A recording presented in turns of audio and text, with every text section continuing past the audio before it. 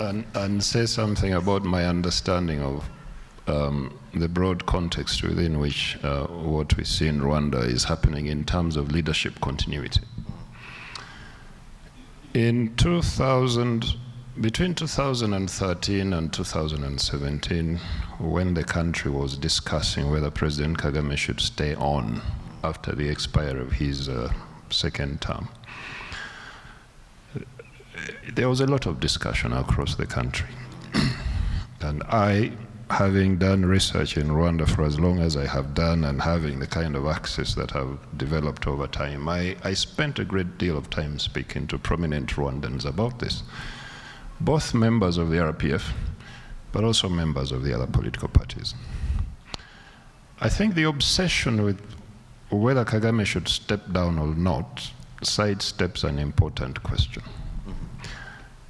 Do Rwandans want him to step down? If they do, which Rwandans? Do Rwandans want him to continue? If they do, which Rwandans?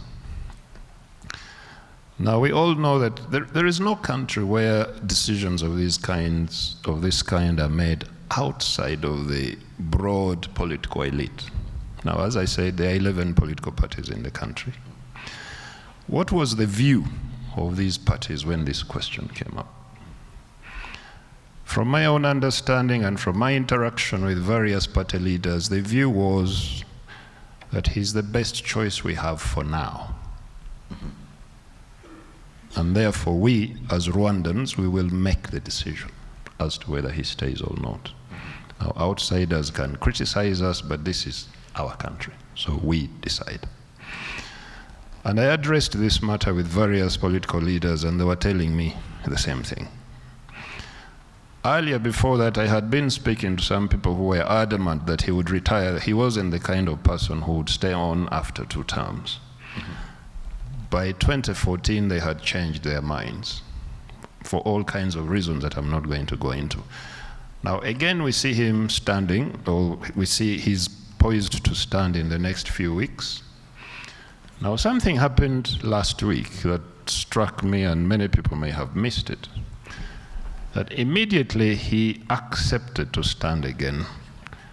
The second largest party, the Social Democratic Party, immediately declared their support for him, and they said they are not going to present a candidate. Now, this is the second largest party. The RPF, President Kagame's party, the RPF, is the largest party.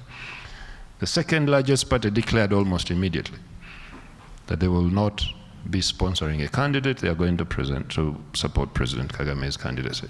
The third largest political party, the Liberal Party, did the same.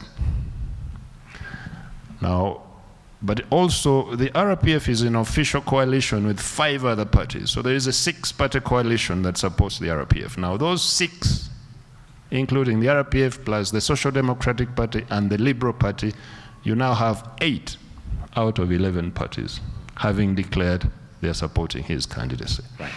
Now, I assume that these parties reflect the opinions of their members, in which case one can argue that the vast majority of Rwandans support the idea that he should continue. Is it a good thing? Is it a bad thing?